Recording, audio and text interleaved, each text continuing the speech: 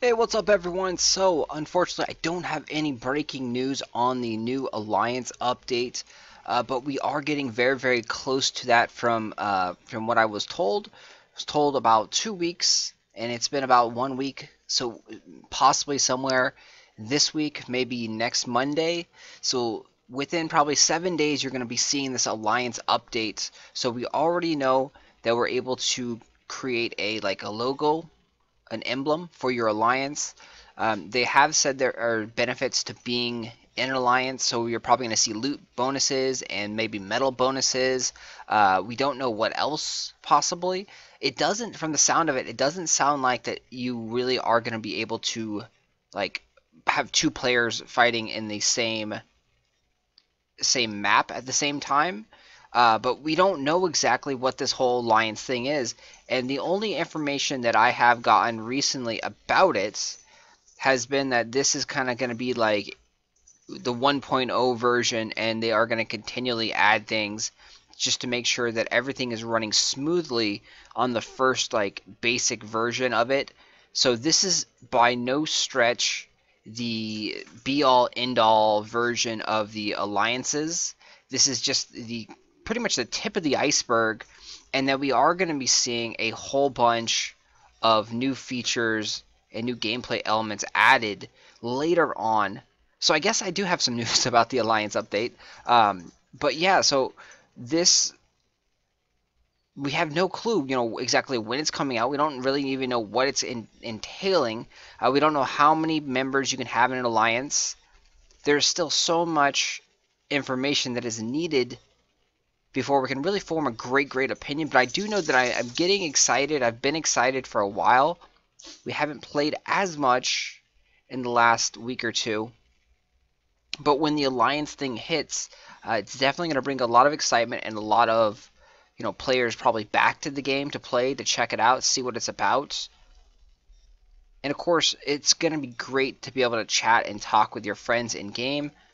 It's going to definitely bring the community together a whole lot more than having to use the Facebook groups. And you're going to see a lot of like new friendships and possibly new rivalries. You're going to see alliance clans fighting against each other and having a huge rivalry. I've already heard on the Facebook groups there are going to be several different elite level groups depending on how big the ability is to be in an alliance, like if there's a 30 member max or 10 member max or what. So they've already strategically strategized and started making alliances on the Facebook groups. So it's definitely going to be very cool and exciting and different. So we are just going to run through a couple raids and check out the new attack strategy that we've been using in the last couple days, last week or so. And that's archers, pyromancers, and frosters.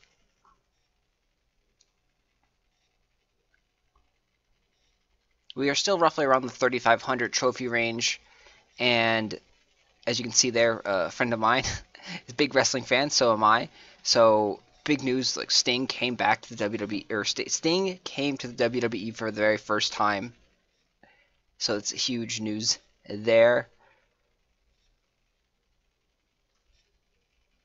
But yeah, so we are trying out the Froster, the Archer, and the Pyromancer. We may tweak this up a little bit and change things here and there. But I do definitely like the Froster and the Archers together. The Froster slows everything down, and it does a decent amount of damage towards the skull towers and also the barricades. And then with the enemies being slowed, the archers are able to shoot and deal a lot more damage and not really die as quick. Because that's the downside to the archers, is they have a low amount of HP. Even the R-blasters don't have that much HP. But the archers, they do stand up against the snake towers very well. They have enough range where they can take out the snake towers without taking damage from them. So we can just stand back there. And right now, in my opinion, the snake towers are the most difficult, strongest towers to go up against. You could use cannons, but cannons are very weak, and they have a low HP, and they take so much to summon that it's not always practical. Oops. Not always practical to have cannons in your wave formation or in your attacking formation.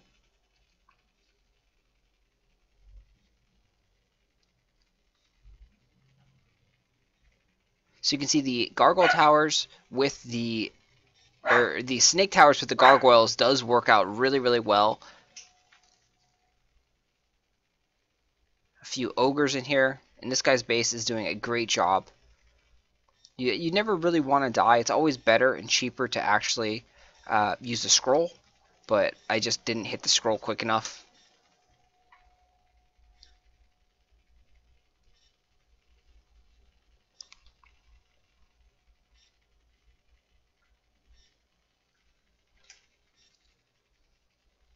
So I'm thinking I might try a archer froster cannon strategy and see how that works out.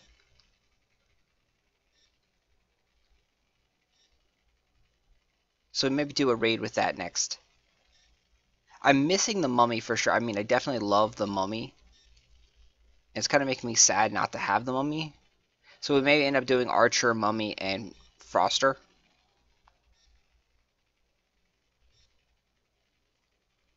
But the only problem is using the mummy, it takes up all like 13 morale points. And for archers to really be effective, you have to use them in bunches.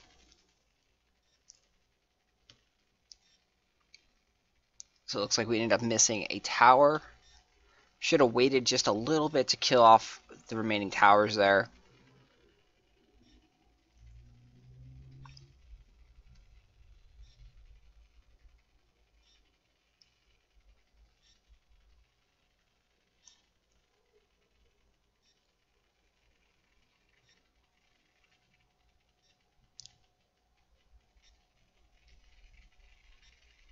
Oops.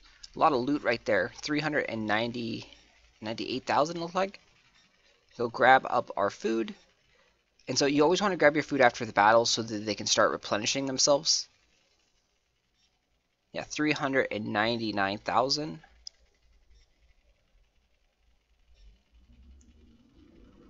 Alright, well, we'll keep it like this.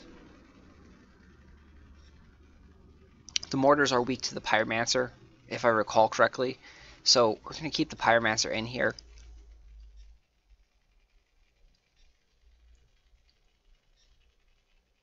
And the cool thing with using the frosters in your attack is that it slows everything down. You only need one or two of them to really be effective.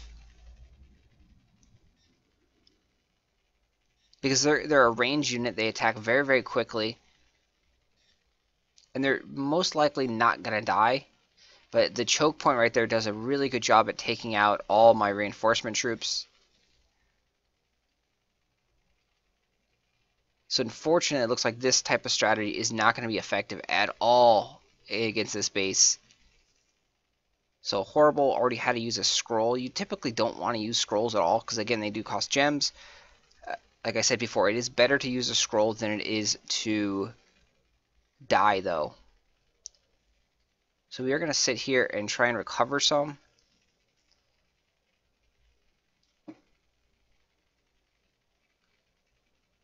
And attempt to run back to the blessing scroll. And we are able to make it.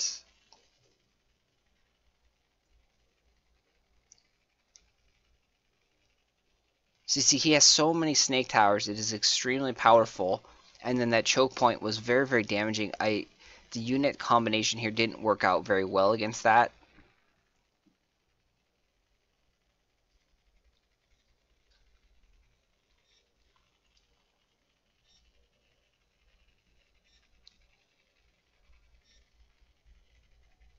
I'm going to try and sit back here and recover.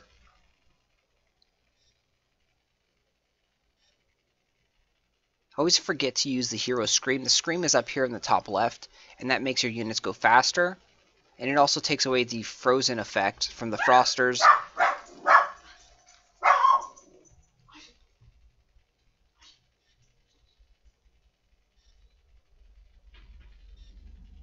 You see, this choke point is doing an extremely good job of holding off my troops. This is one of the better bases that I've come across in this range.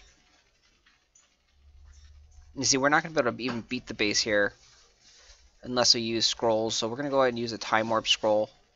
That should be enough time to give us 2 sonic blasts and kill the gate here. We'll see if this works out. Yeah, I think it is. So the time warp scroll is pretty much an invaluable asset for high level gameplay. If you're ever in a time crunch, you pop that and you gain another like 15 or 20 seconds, which is just amazing because then you get a whole nother skill or scroll, a whole nother spell off. So like your heal spell gets off cooldown, your Sonic Blast gets off cooldown. It's so amazing that Time Warp Scroll is, in my opinion, now the best scroll in the game, and pretty much you must have that on you. It's also very cheap too, so I'm thankful that it's only like 7 or 8 gems. It's not expensive at all.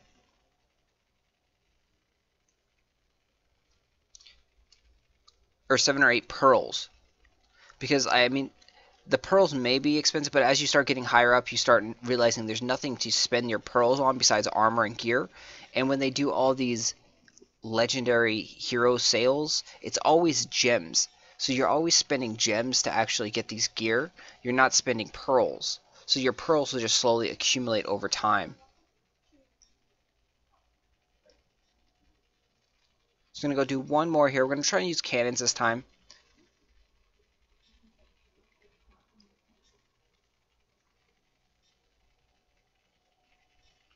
Alright, so we're going to put cannons in here.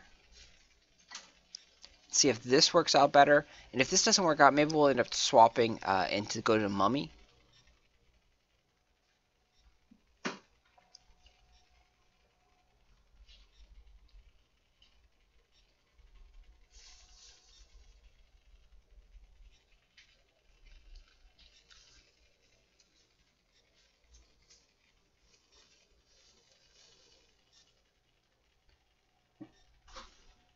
The downside to the cannons is they die extremely quickly to the firebolt towers. It takes 2 or 3 cannons to take down one firebolt tower, unless you sit around and baby them with a heal spell.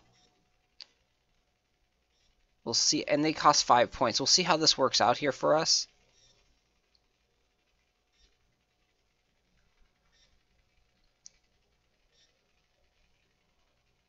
The cannons ended up getting stuck right up there at this choke point, and they were attacking the barricade over there, which is nice, as the archers and the frosters went up to the firebolt tower over there. But you see, all the cannons are pretty much going to get devoured right in that corner. But we are bringing out some more just to see, and they're getting stuck up here. They're going to go and attack this barricade, take that down. So now they'll be after that. So we're going to come along and heal them up.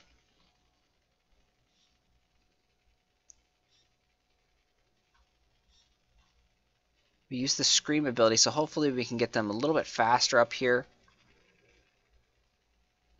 Oh shit. So I used a Blessing Scroll there to make sure I stayed alive. The cannons were able to take down that tower right there, which I wanted. And now it's all just pretty much easy pickings.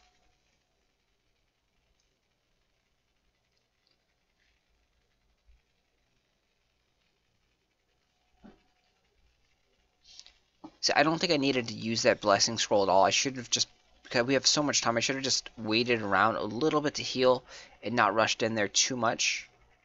Because again, we have 40 some odd seconds, which is a huge amount of time. So that right there is just a pure waste of 9 gems. Very, very badly played.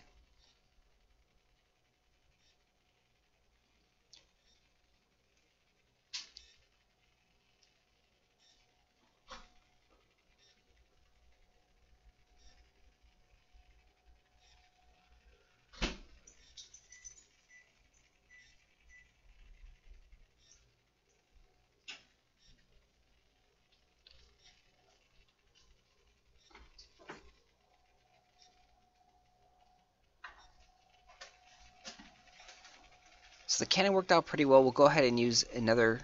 So there's nothing in this base, so this is pretty much like a free, easy base. No real point in attacking it. We're trying to show off some of these different bases here and different, attack strategies. So this is a long choke point. In this one, it will probably be very ineffective to use, our current setup, because it's going to get stuck right around here, and then all his reinforcement troops are going to come and just devour our stuff. He has a lot of R blasters, meaning we could probably use paladins here, and the paladins will absorb all the R blaster damage. So probably that. So it's like when you're doing these elite level raids, you're kind of trying to swap out different units for different bases and different wave combinations that they have, and utilize what really works great against their base.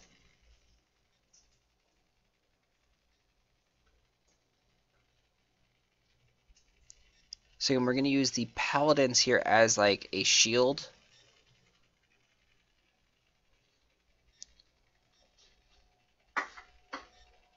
Couple frosters.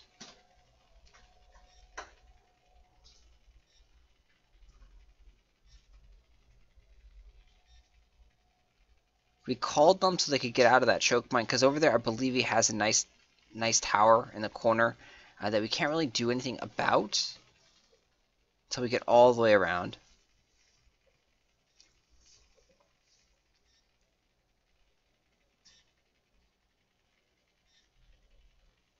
So it doesn't look like his towers are very leveled. We're able to kind of just sit around there and take little to no damage.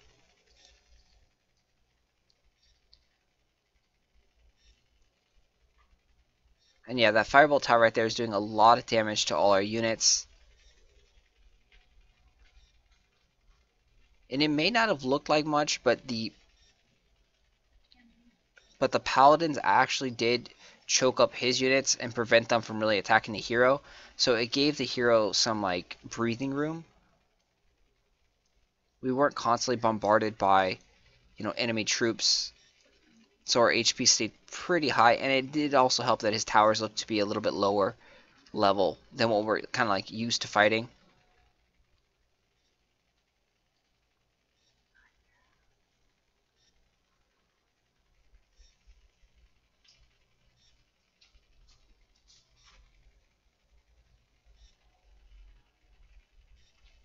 So to finish off, we're just bringing out tons and tons of archers now. That will help clean up any missing towers that we forgot.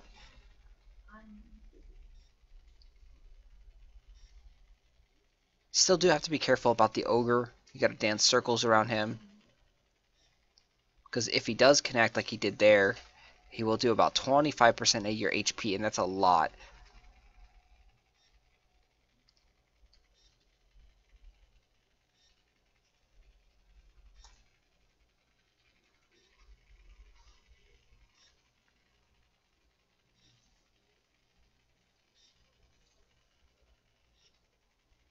Alright, so that's going to wrap it up here for some raids. I will try and get some more raids out. We're going to do another top 10 destruction video tonight. And then I think we're at number 5. Yeah, so if I get any more information about the alliance, I will definitely let you know as soon as possible. Thanks for watching, guys.